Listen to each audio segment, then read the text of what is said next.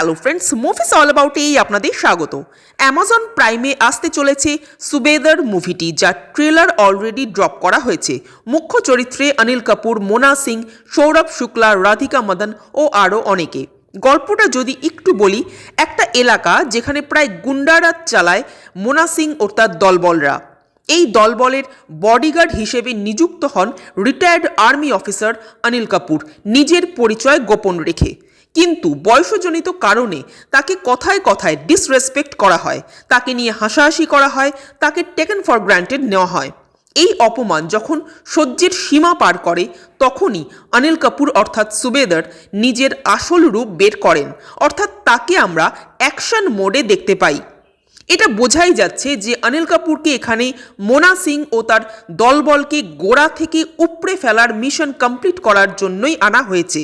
এবার ফাইনালি সেই mission complete হয় কিনা সেটা জানতে গেলে আমাদের সিরিজটা দেখতে হবে অ্যামাজন প্রাইমের পর্দায়।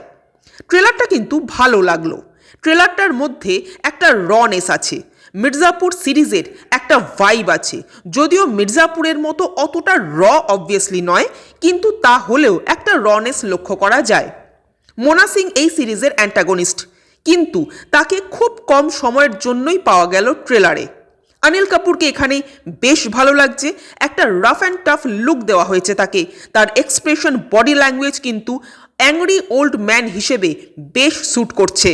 দেখুন, স্টোরি ওয়াইজ এটা খুব একটা নতুন কিছু নয়। এখানে যে কোনো হিরোকে কাস্ট করা যেতে পারত, কিন্তু একজন 70 বছর বয়সী অভিনেতাকে অ্যাকশন হিরো হিসেবে কাস্ট করা, এটাকেই মুভির ইউএসপি করে তুলতে চেয়েছেন মেকাররা।